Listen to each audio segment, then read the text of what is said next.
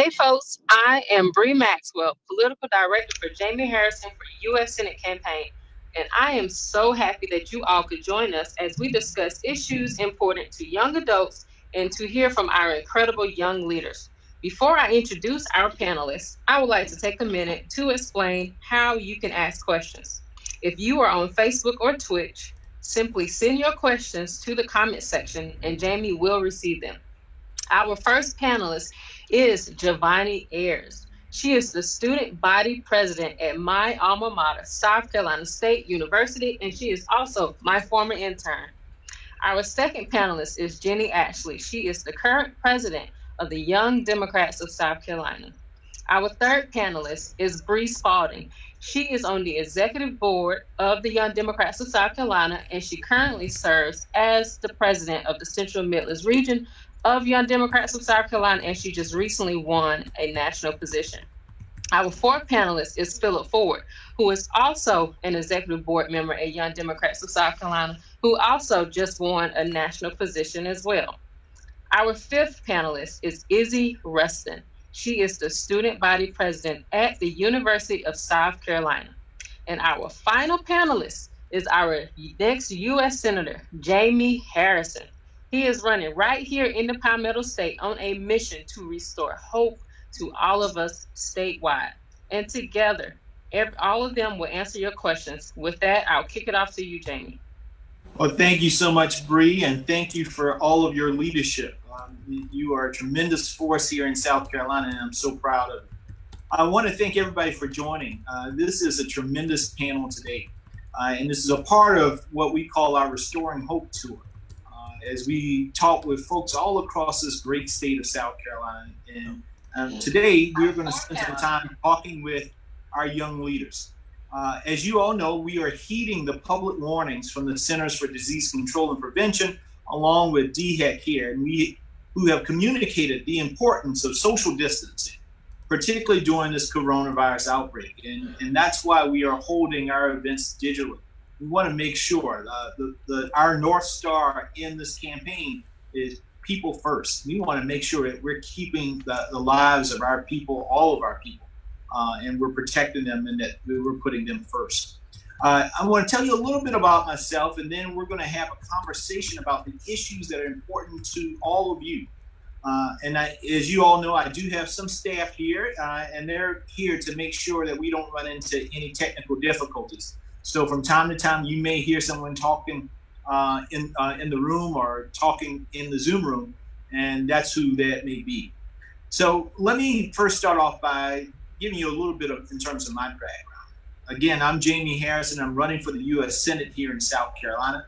I was born and raised in Orangeburg, South Carolina, son of a teen mom, raised by my grandparents, who didn't have a whole lot of education.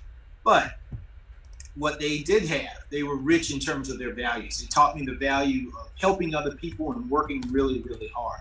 I was the first in my family to go to college. I went to Yale University, and then I came back to my alma mater at Orangeburg Wilkinson High to teach ninth grade social studies. I then got an opportunity to help run a nonprofit called College Summit, which in essence helped other low-income kids just like me get the opportunity to live their dreams and to go on to college. I did that for a few years, and then I started law school at Georgetown University Law Center. And then I got an opportunity to work on Capitol Hill for House Majority Whip Jim Clyburn. I was the executive director for the House Democratic Caucus, and I ran the whip operation as floor director for the Majority Whip. I also then met my beautiful wife, Marie, convinced her to move down to South Carolina, where we're raising our two boys. And while here in South Carolina, I became one of the youngest chairs and the first African-American chair of the South Carolina Democratic Party. So when I think back to my life, I know that I've been blessed, I've been fortunate, and I've lived the American dream. And it's partly because of my hard work, but it's also partly because there were other folks like Jim Clyburn, like Earl Middleton, like so many people who at opportune times in my life stepped in to give me a hand up. And so that's why this discussion today is so important. Listen, I don't have to tell anyone here about the importance of young voices. We know that. Everywhere we look, we are seeing young people leading the charge. And that's really, really, really important for us. It's important for a new and more hopeful future. It's young folks who are leading these peaceful protests on racial and social justice around the country. It's young folks who are bringing mental health to the forefront. It's young folks who are fighting to protect our environment. Young South Carolinians, just like the ones here, are our future and our present. And I'm proud to be standing with them today. When you think about all of the major changes that have happened in this country, those changes have happened because of young people, from even the founding of this great nation itself. Thomas Jefferson and all of them, they were young folks. And young folks will continue to lead the charge for change in this nation. In this year's election, Gen Z and millennials will make up nearly 40% of eligible voters. So y'all can decide who our next president or our next senator will be. But we need you to go out and vote. Think about your student loans, your job prospects, climate change, and the future you want to see. And it's important that you mail that ballot in. It's important that you volunteer to be poll workers. It's important that you vote. A lot of the recent undergraduates that we know is folks who are recent undergrad and grad students are understandably anxious right now. I'm told 12.5% of millennials are unemployed right now because of COVID. And so, listen, I think tonight's discussion is going to be a good one. I know we will talk about a lot of different issues, things that recent graduates are struggling with, things that folks, young workers in the workforce are struggling with. But I'm looking forward to it because it's going to be the advice and thoughts from you all that will really help shape my platforms and my policies going forward as your United States Senator. So with that, I want to go around and ask you all some questions about the issues facing you and young voters across the state, if that works for all of you. And can we get everybody off mute? There we go. Perfect. Again, thank you all. I really, really appreciate your leadership and for you being here. So my first question, and then we'll take some questions from the audience as well. What kind of challenges has student loan debt posed to you or your peers? And then I'm going to also give you a little of my feedback. My wife and I graduated law school with $160,000 of student loan debt. My wife graduated with $90,000 of student loan debt. So together we have $250,000. And I remember coming out of law school 6 months after, the first piece of mail that I got was in essence Sally Mae with her hand out saying, "Where's my $1,000 check?" Because before you pay your rent, before you pay your car payment or go out and buy new clothes or any of that, you have to pay your student loans. And so I know how hard it's been for us in order to address that issue. But I would love to get your all's perspectives is to hear whether or not you have student loans and how has that impacted the things that you've been doing. So let's first start off with, Phil Ford.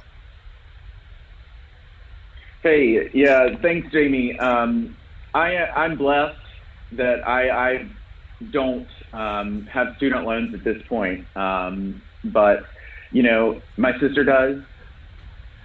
Classmates from the Citadel do, and it's something that they describe to me as just a lingering fear, something that hangs over their head for their every day, for decisions that they're making for the future, with that in the back of their mind. So I know that nagging feeling with other issues, but for them particularly, it's a tough thing that I talk to them about often. Like, what are you going to do? How are you going to do it? And they say, I need help. Yeah. How about you, Jenny? Well, for me, I decided to go to a private Christian college for my bachelor's at Charleston Southern. And I remember the day of our graduation practice, the dean of students said, okay, so when you walk across the stage, I'm going to give you your $80,000 piece of paper. And I think that's the moment it hit me that I just spent $80,000 on 4 years of education. And I remember our graduation gifts was a letter opener. And we were like, so this is what to open the bill? And it literally has engraved Charleston Southern University on it.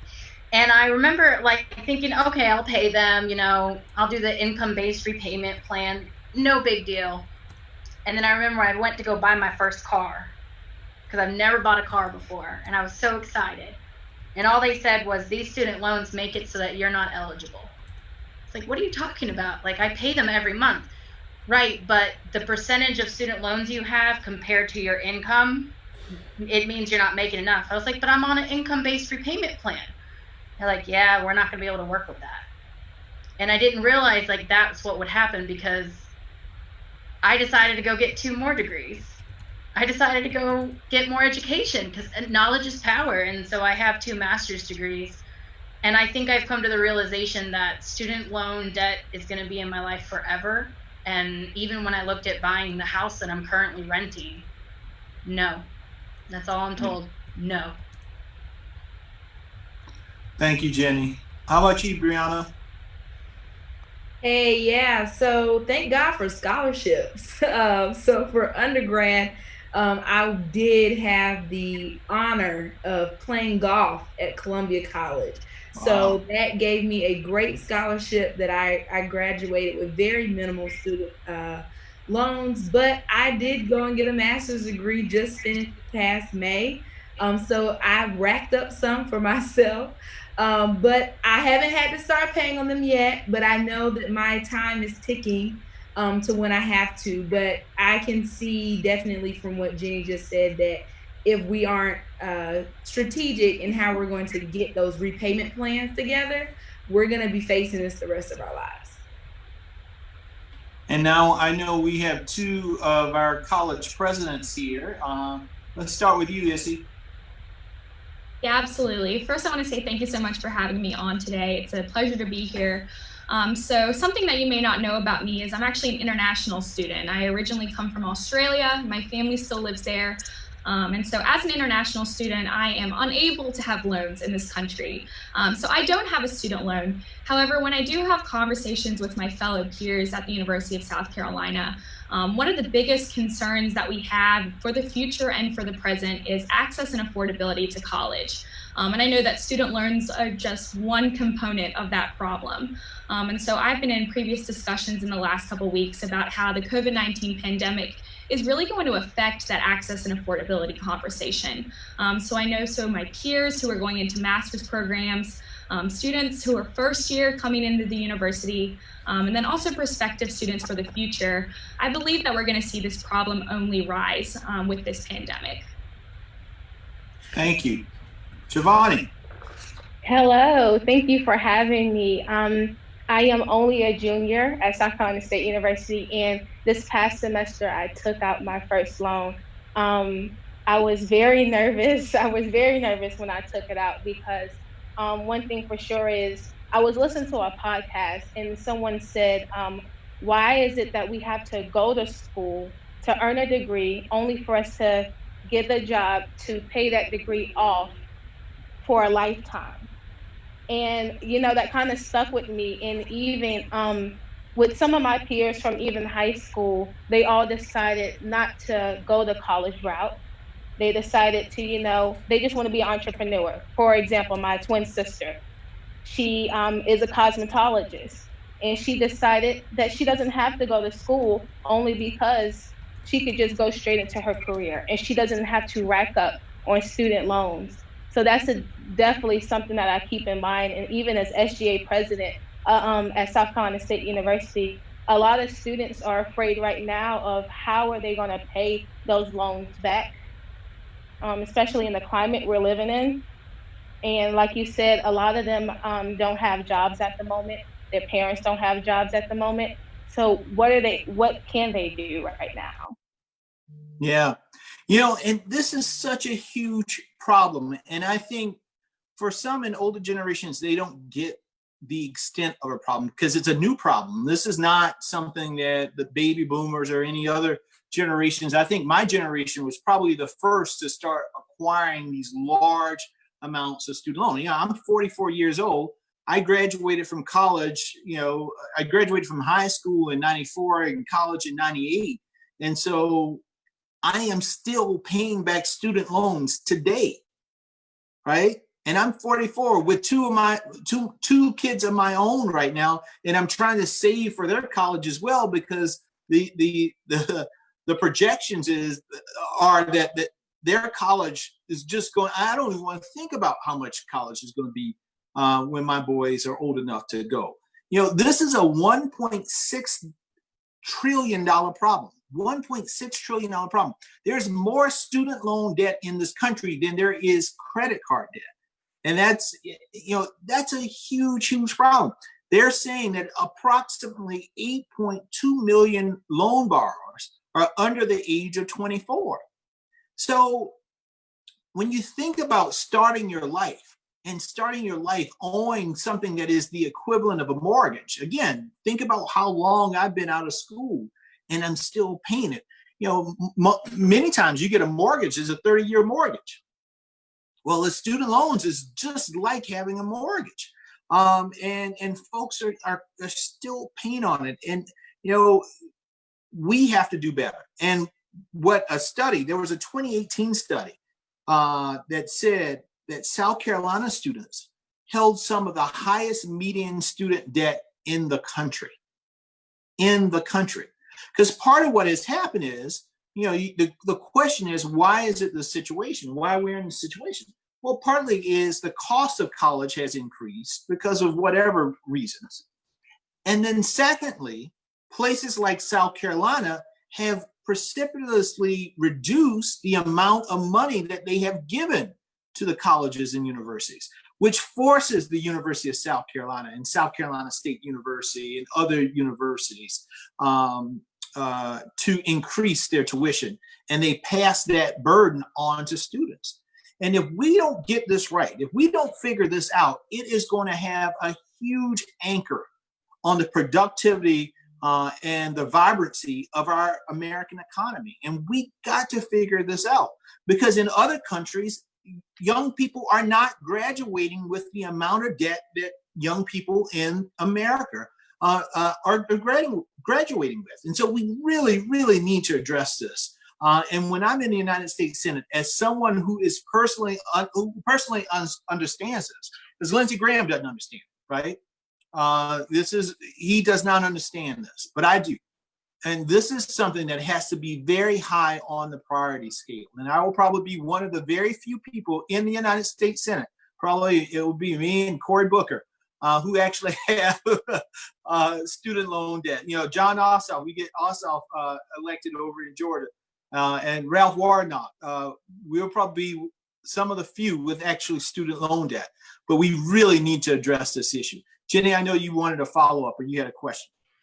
I think that the student loan debt is also holding our generation back. Like, I'm that weird millennial, because I graduated high school in 2006, and so I went to school when it's everyone has to go to college to get a job, and then when I graduated, it was I studied the wrong programs, and now I want to go further, and I want to go to law school, but student loan debt, I've realized it's not possible. Yeah, and that's the thing. It's forcing people to make life decisions that they normally would not make. It's forcing people to stay at home longer with their parents when they would have naturally, graduate and then go get their own apartment or try to buy their own house, right? But they can't do that because they have this anchor tied to both, not one leg, but both legs, that is just dragging them down. And then the question is, how does this impact our economy going forward? If you now have a generation of renters instead of a generation of property owners, how do you fund your schools, right? What happens there? And so we really need to examine this and figure out. It's forcing people not to get married as early, because I don't want to marry you. You got too much debt. It's just so much that I don't think people are understanding the ripple effects. It's like throwing a rock into a pond and you see all these ripple effects. And I just don't think the generation of leaders now understand this issue for the generation of leaders to come. And so we really need to tackle that. Another question, you know, the coronavirus has impacted all of us. I mean, in so many ways that we still don't know, not only financially, but even socially, mentally, economically, in every aspect of our lives, the coronavirus has impacted us.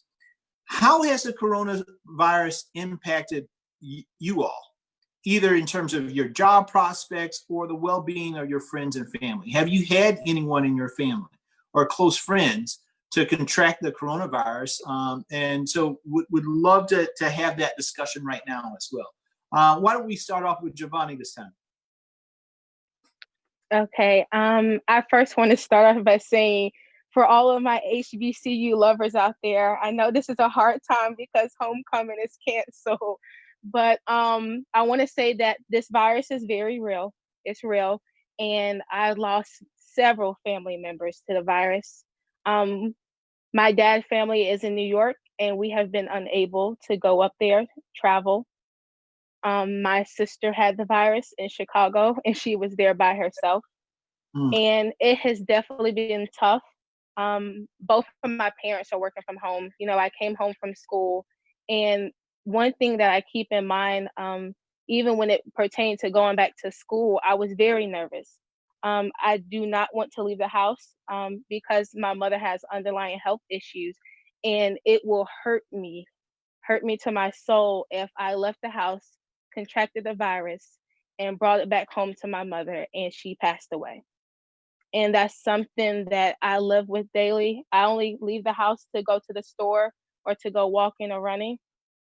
And that's basically my life right now. Very, very nervous, very, very nervous. Thank you, Giovanni. Thank you for sharing that. How about you, Issy? So I have kind of three areas of how this has affected me. First, as student body president, I think higher ed and higher institutions in the entire country are being impacted by this. The university that I am a leader in is going back in person in about 1 week's time. And so our system, just for the duration of the year, has been completely flipped upside down. We are doing our absolute best, and the university has done an incredible job at putting in restrictions and regulations. But I truly think that higher ed is going to be different for a great amount of years after this. More personally to myself, being from Australia, it is unlikely I'll be able to go home probably in the next year to 2 years. I am a senior at the university, and I'm looking to attend law school next year. In order for me to go to law school, I actually have to return back to Australia in order to get another visa. And so that becomes a great problem for me because there are heavy restrictions about getting into Australia. But without that entry and then again exit, I won't be able to continue my studies into law school. So you have all these different factors and anxieties and nervousness about COVID-19. And I think the main thing that's impacting everyone is really just the uncertainty of it all and not knowing what that future truly looks like. Well, you know, one of the things I can tell you is not if, but when I get elected, that's something that we need to figure out and address because there's no fault of your own. And you're here to get an education, and we need to work to see if we can continue to address those type of issues. So hang in there. Bree. Yes, so I definitely feel, but both of these young ladies have already stated, I too have family in New York, and really the main case that our family has seen has been from one of our elder members of our family in New York. And it was definitely hard because no one could go and see her. And it definitely felt like she was there alone. And she's not leaving New York. If you know a New Yorker, they ain't leaving. So that's what we were going through. But for me, I am a very personable person. I love people. I'm an extrovert. So being in this house is a lot. So everybody I know is taking it different ways. So I try my best. I have a group of friends that we all have decided that we're committed to only seeing each other. So we rotate and we see each other, and we make sure that we're all following the safety precautions so that we keep each other safe. We've all gotten tested at least once, and we've all been negative. So that's been what we've done, just as a circle of friends to really kind of keep everybody together. But I think checking in with your family members and people who you haven't seen or talked to in a long time has really done something for a lot of people with this virus. I think people talking to family members and friends and just people you haven't talked to in a while, you've reached out because of this, and you want to check on people. So because of that, I think we might be a little grateful in that standpoint. Yeah. How about you, Jenny? So for me, I work in the field of social work, and because of this, we have not been able to see our clients and our kids, because I work with kids. We have not been able to see them in person since March, and so that's definitely been heartbreaking. And just hearing that families have to deal with this, and then working from home has also made it so like isolation is a problem. I'm definitely worried about everything. Like, I know that there's been an increase of youth movement in the protest, which I really do love. But me as a person that has asthma and that usually has bronchitis 6 or 7 times a year because of health issues, I don't see myself going out in public or socializing, which is it's hurting me. But at the same time, like, I love the fact that we have such an of young Democrats all across the state. We're in Zooms almost every evening so we can socialize with each other. And we're going to start doing self-care Sundays so that we can focus our Zooms not on business and politics, but like, how are you taking care of your mental health and how are you taking care of your needs? This whole pandemic is heartbreaking. And the fact that we have a person that believes that over his dead body that people need a boost in unemployment is just sickening. I know a lot of friends that have lost jobs. A lot of friends, they don't know where their next meal is coming from. They don't know how to feed their children. And then a lot of young Democrats have young children. So how are they supposed to go back to work? And even be our teachers, how are they supposed to go back to work and their kids, like, what are we supposed to do? And the uncertainty, I think, is hurting all of us. And it's painful to see the news, the numbers. Like, I saw a TikTok, because I love TikTok. I saw it, and it says the pandemic isn't over just because you're over it. And I think we need to remind people of that. The pandemic is not over just because you're over it. So powerful, Jenny. Thank you. Phil?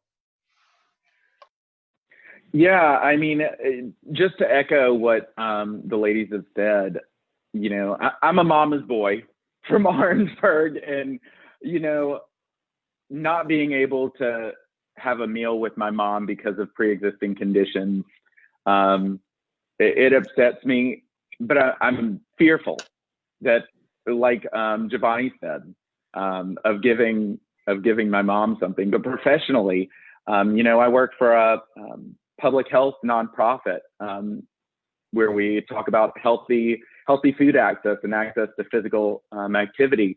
But we shifted really quickly because of South Carolina was facing a major food insecurity issue before COVID-19.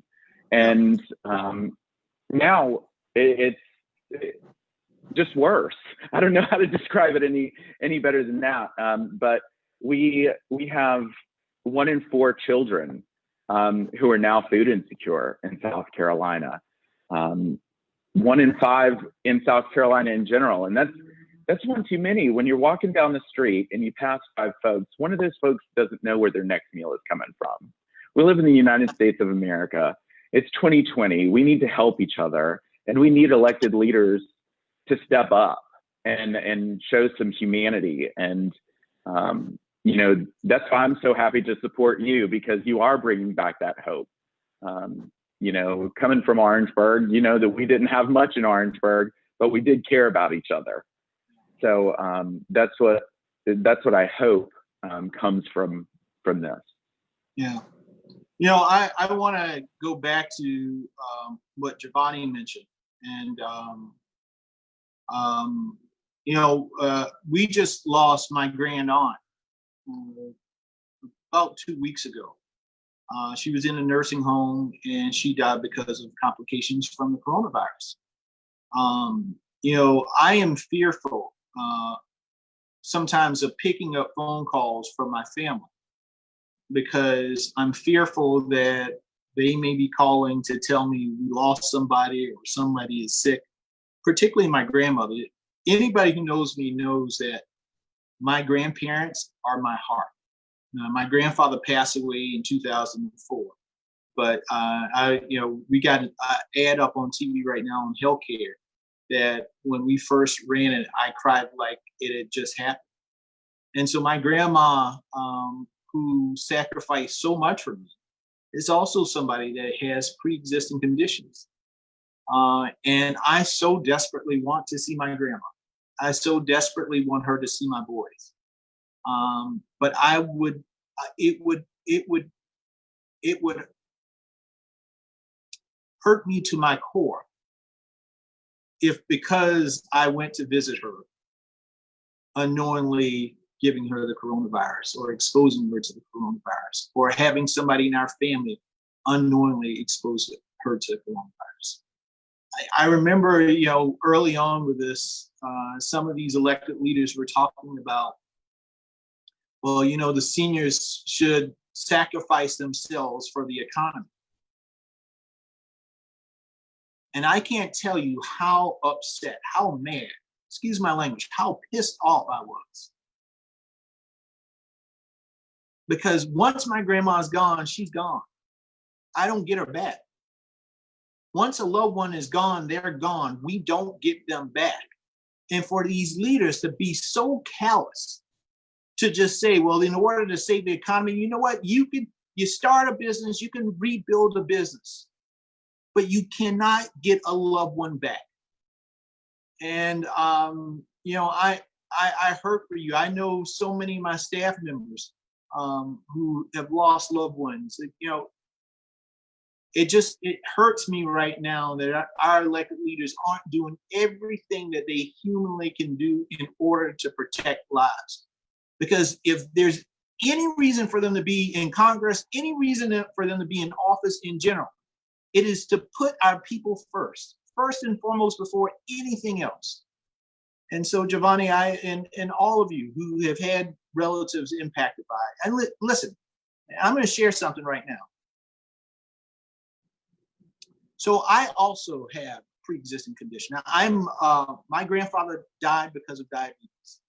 Right now, earlier this year, you might have noticed I've shed a few pounds, and that is because I'm a borderline diabetic. My A1Cs are sitting right there on that board.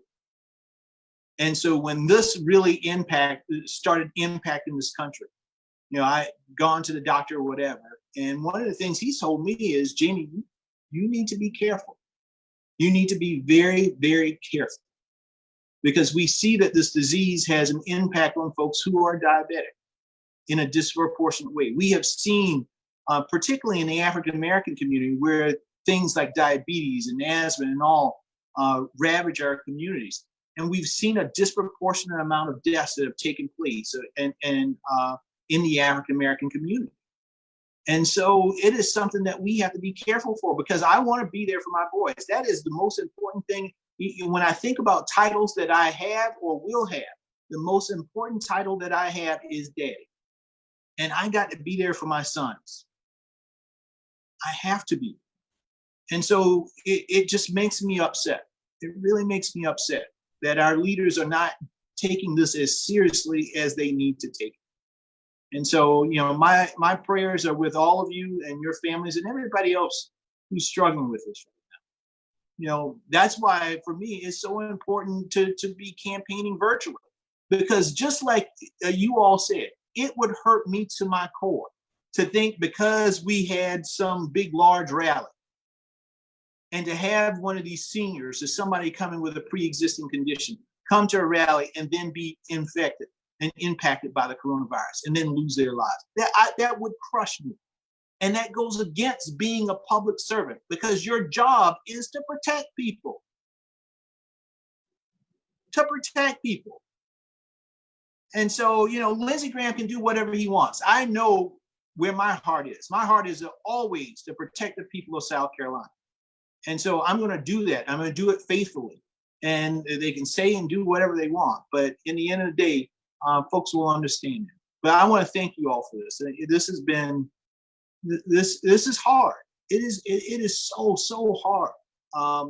You know, Orangeburg right now in the parking lot has set up a satellite site in the parking lot because of the number of cases of coronavirus. We've had 4 rural hospitals to close over the past year. What happens to those people who live in those communities? Where are the leaders standing up? Why hasn't Henry McMaster? The data has been there. The data says you wear a mask, the coronavirus spread drops precipitously. Why has he not said that? Stop putting politics in front of the lives of the people in the state. Just don't do it. I don't care if you're a Democrat. I don't care if you're a Republican. Stop putting your politics in front of the people of South Carolina. And we got to stop it. And it's going to be on all of us to demonstrate to these people what we want in terms of the values in elected office. We have to stop it. Too many people are suffering, and they're suffering alone, and they're suffering in silence. Nobody should have to pass away by themselves. That should not happen. Not in a country as great as America. It should not happen. But it's happening all over this place. It's happening all over this country. And we have to stop it. And by damn, I'm going to do everything in my power to do so. I'm going to call out every leader. I don't care if you're a Democrat, Republican, or independent, a man from Mars or a woman from Venus. I'm going to call it out because it's wrong. It's fundamentally wrong. So I just want to thank you guys. I just want to thank you for standing up and pushing and protect your families, because we can't count on these leaders to protect them for us. We have to do the protection. So make sure, folks, put on your mask. Brianna, go ahead. I'm sorry. Oh, you're good. I just want to say too, you know, big kudos to you and the campaign, and being a campaign staffer myself, I understand how hard it's been to make this transition for campaigning and getting your information out. And it takes venues and instruments like this to really let people see and understand why you're in this and why you're fighting the fight that you're fighting and who it's about. It's about the people. It's not about what you want. It's about what we all want collectively as South Carolinians. And I think that's what's going to be so important about this election as a whole coming up.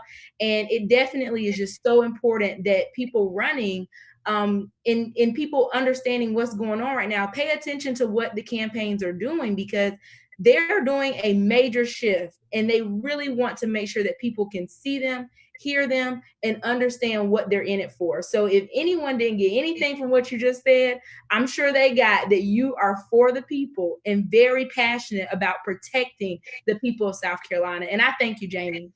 Thank you, Brianna. You know, as I tell my staff, winning a race, winning a campaign ain't worth one life in South Carolina. I'd rather lose it if I know I'm protecting the lives of the people in this state, because I love this state. This is my home. This is where we're raising our boys. And so winning a campaign ain't worth that for me. It's just not. And so we're going to do things. We're going to show our values and not just talk about them. So thank you all for that. And again, sorry for the emotional moment, but it's something I feel really passionate about. Never apologize for being your true self. I think that's what makes you amazing. Like, you are such a true person. And I've known you for years, Jaime. Like, you are one of the truest people I know. When you were state party chair, you were one of the most supportive people of the youth movement in our state. Never apologize for showing your true feelings, because we love you for that. Thank you, Jenny. Thank you. I appreciate that. Well, I know folks had some questions, and I want to make sure that we get to questions from our audience. We got one question from a viewer. What's your position on helping historically Black colleges get the resources that they need? Listen, I grew up, and we got some alum of HBCUs here. We have the president of South Carolina State University on the line, and I would love to get her perspective on what she sees as the needs for HBCUs, and particularly at her HBCU. But I can speak on this in terms of, I grew up in Orangeburg. in the shadow of the two of our largest HBCUs here in South Carolina State University and Claflin University. Part of my hunger for going to college was because that I was exposed to those universities. As a young kid, if you are in School District 5, we would go to the planetarium that South Carolina State used to have, and I would go there, and I can tell you my love for science was sparked because of doing that. Seeing the kids on campus, walking to class, going to the cafeteria and sitting there and seeing all of these students, it all sparked this hunger for me that, you know what, I want to go to college. But we need to make sure those institutions that have been the bedrock and the foundation for the African American community, and particularly the Black middle class, can continue for generations and generations to come. They have been the pillars in the Black community in terms of educating the minds of African Americans nationwide. South Carolina State University is responsible for more generals in the military than any other university in the nation, outside of the big your big military based universities. So I'm proud of that. I'm proud of the accomplishments. I mean, we would not have Jim Clyburn right now if it had been not for South Carolina State University, the third highest ranking Democrat in the House of Representatives, the highest ranking African American in Congress. And we saw the impact that he's had, having Dr. Emily Clyburn and what she was able to accomplish. And so I want to make sure that these institutions are there for the long term. So we have a plan that we are going to roll out, which is to help generate a whole new level of revenue and a new goal and purpose for our historically Black colleges and universities, having them partner with some of our rural communities to address some of the issues that they're dealing with and that they're struggling with here in South Carolina and across the country. I'm really, really proud of the work that has been done with HBCUs, but when I'm in the United States Senate, we're going to redouble our efforts to make sure the streams of revenues that are there, to make sure that these institutions remain pillars in the communities that they represent. So, Giovanni, I would happy to turn to you if you have any thoughts on HBCUs. Yes. First, I want to say thank you for saying that. As it pertains to South Carolina State University, we are the only public HBCU in the state of South Carolina. And as it pertains to funding, we don't get the same funding that other public universities get in South Carolina. And that's a lot. And I can say that there are so many people that have come through South.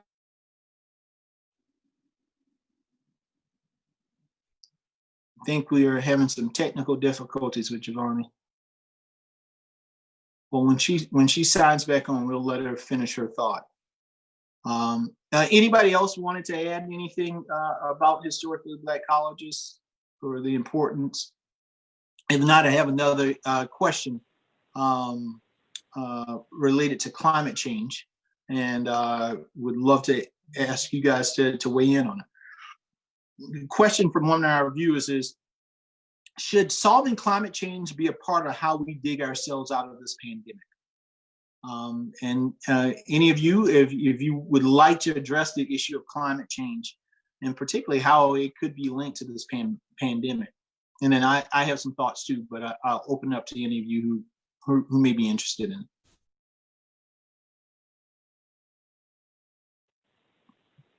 Well, we got Giovanni back. Well, why don't we let Giovanni finish her statement, and then we'll go back to the climate change issue. Giovanni? Or did we? This is why we need broadband, folks. This is why we got to have a stronger broadband here in South Carolina. Hello. Giovanni, are you back? Well, let's do this. Again, I want to go back to that climate change issue. Anybody wanted to address that? If not, I can talk about it. Listen, South Carolina's on the front lines of this man-made crisis here which I mean, man-made crisis, meaning climate change, because it is a crisis that we created. More than 25% of our population right now live in coastal areas. And those coastal areas are under threat from an increased sea level rise. And, we are seeing flooding, we are seeing extreme weather. I remember, growing up here in South Carolina, I grew up when Hurricane Hugo came through South Carolina, came through Orangeburg. And I remember that I was in middle school at the time, but I remember it like it was yesterday. It was like hearing a train, and it sounded like the train was about to run straight through my house. I was so scared, so frightened. I remember the next day waking up and seeing how ravaged Orangeburg was. And there were, and we didn't get the direct hit that, places off of the coast did. But now we are starting to see these category 4 and 5 hurricanes spawn up, not every few years, but every year, and multiple ones at that. We are very fortunate and very blessed that we have not had a direct hit on South Carolina in a while. And I knock on wood, and I hope and pray that that doesn't happen anytime soon. But what we're also seeing is that those things that we used to call 1,000-year floods are now happening every other year. And there's massive flooding, particularly in places where the infrastructure was already bad, already falling apart. And so, and then now, couple on top of this, I just recently wrote an op-ed about how do you deal with a hurricane or in the midst of a pandemic. Think about what happens the next time that a hurricane comes. We have communities that are already financially at their ends because they've been dealing with decreased revenue coming in because people aren't working. They're not getting all of the speeding tickets and all that other stuff is not coming because people are staying home. How do you deal with a hurricane? How do you have an emergency shelter when everybody can't be right next to each other? How can these cash-strapped communities actually afford to put up, the dividers and all the things that they need to do in order to protect people, not only from the storm, but to protect people from the spread of the coronavirus? And so this is why we need Congress to lead. And this is why when you hear leaders like Lindsey Graham and Mitch McConnell talk about, well, we can't bail out these cash-strapped cities and towns and states. Well, duh, what are you going to do if a hurricane hits North Carolina or a hurricane hits South Carolina, a hurricane hits Florida? These cities and states don't have the revenue in order to accommodate that. So what are you going to do? And it's just boneheaded. It is time right now that we need leaders to lead. We don't need our politics to get in front of doing what's in the best interest of the people. And it's not your money. That is taxpayer money. So why the hell can we use their money that they sent to Washington, D.C. to protect them and their families and their lives? So Lindsey Graham, you say over your dead body, can we allow unemployment extension, but you still get your paycheck? No, sir, it does not work that way. I am sorry. It does not work that way. People need help right now.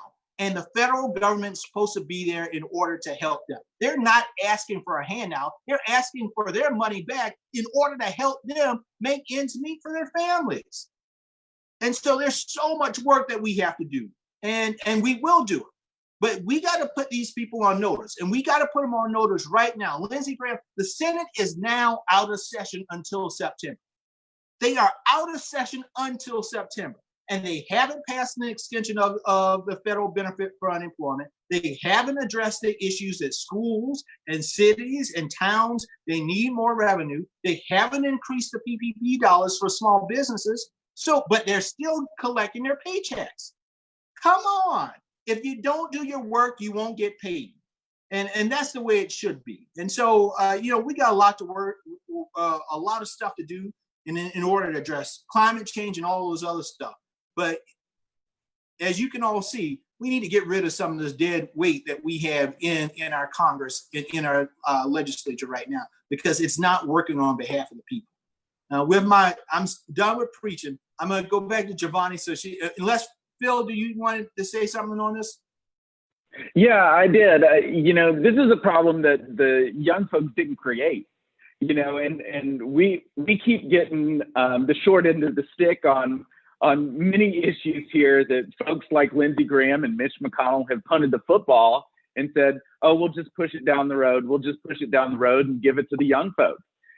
So to solve, and now we're at a crossroads. What are we going to do? And that's why we need to elect folks like you who are willing to stand up and say, now's the time. Not going to be easy, but we have to have these conversations, have to provide solutions and get it done. So yeah, having folks continue to pass the buck, as my dad would say, it's over. It's got to stop. Yeah. Well, Jamani, I would love to again, thank you for that, Phil. Jamani, I know you wanted to mention something, so if you could actually address that. And then I know we're looking at time. We are also getting to our time to wrap this up. So why don't we do this, Jamani? I know I wish we could stay for another hour. Why don't we do this? I want to make sure all of you get some closing remarks. So Giovanni, I'm going to kick it off with you to start off. So why don't you wrap your closing remarks and what you were going to say about HBCUs all together, and then we'll go over to Issy. Okay, sounds good. I'm actually glad that I was having Wi-Fi issues, because this can come into my argument with this. We are having a huge issue when it comes to broadband. And as a HBCU student in South Carolina State, we don't get the funding like the other public schools. And one thing for sure is, with us not going back this semester, it's been put on the students that, you have to have the proper Wi-Fi, you have to have the proper technology. And a lot of our students live in rural areas. 88% of our student body is from South Carolina. And, it should not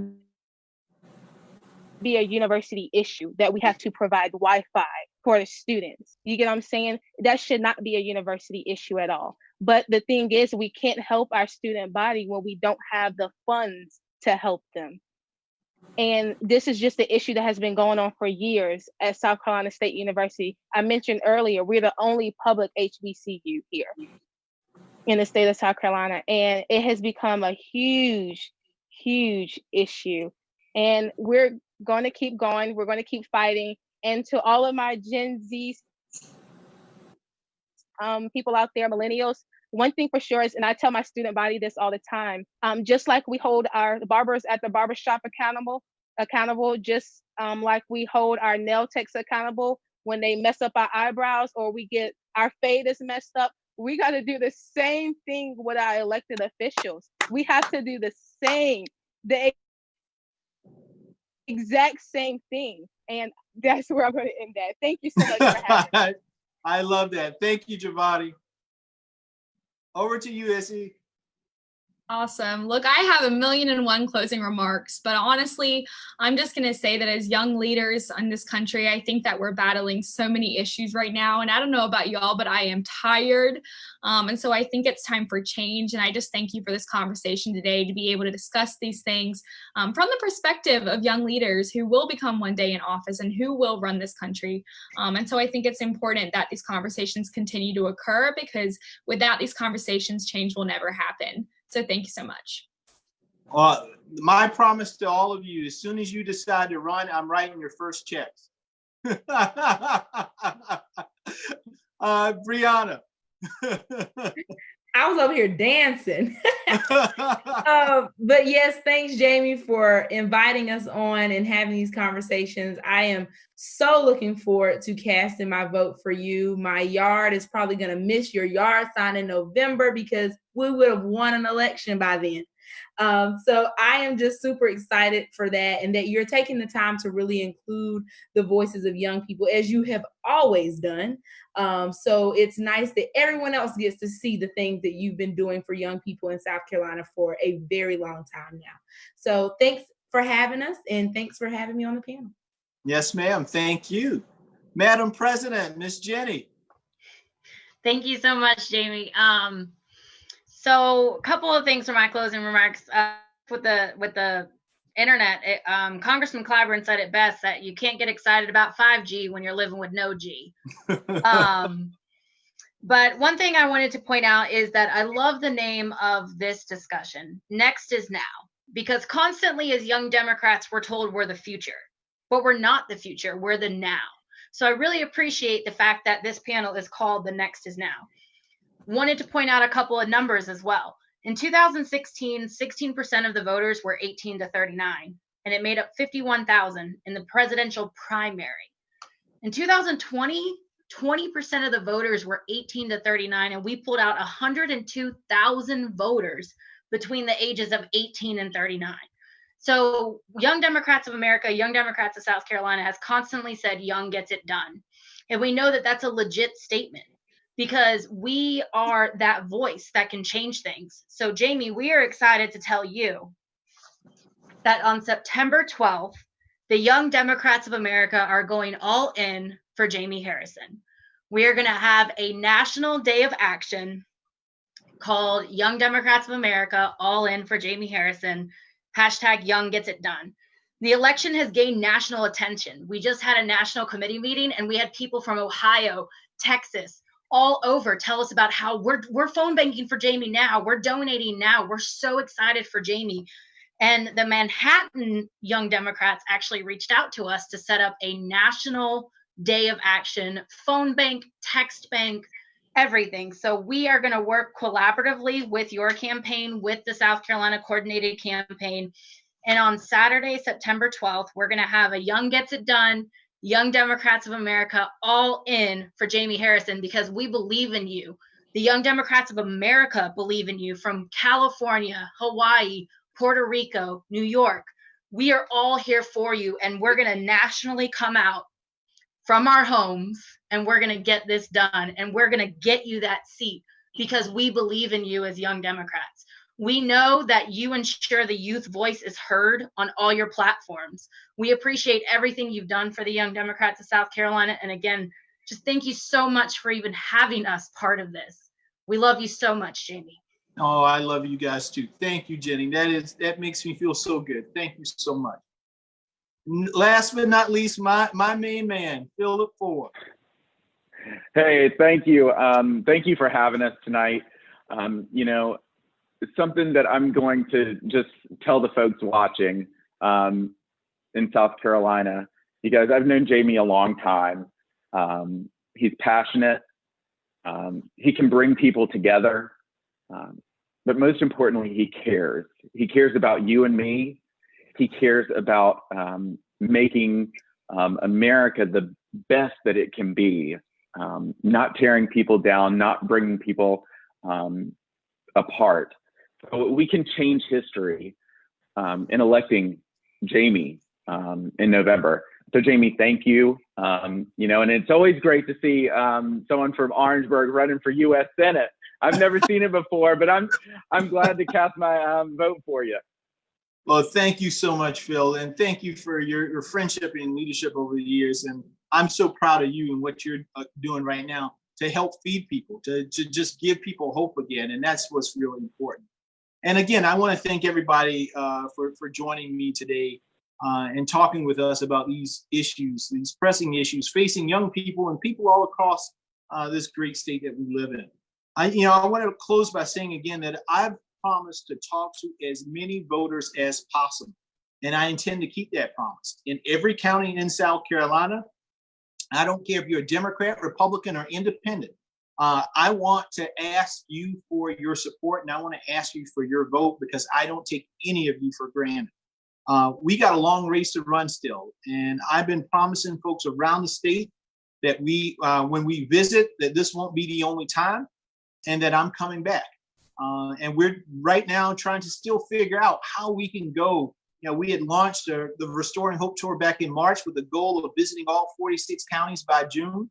But, the coronavirus stopped us from doing that. But we're still trying to map out and figure out how we can go and visit everyone. And so, I might not be there in person this time around, but I'm making a promise to you as well. We are going to be out there as soon as it's safe for each and everyone to attend and to be together. And so, again, thank you all for being a part of this. As you know, our state motto here in South Carolina is "While I breathe, I hope," and I add my addendum to it all the time. Not only while I breathe will I hope, but I'll also vote, because that's how we bring hope back to South Carolina. So thank you all. I really appreciate you being on tonight, and I'm looking forward to our future conversations. This won't be the last one. Thank you all again. Stay safe, everybody. Mask up.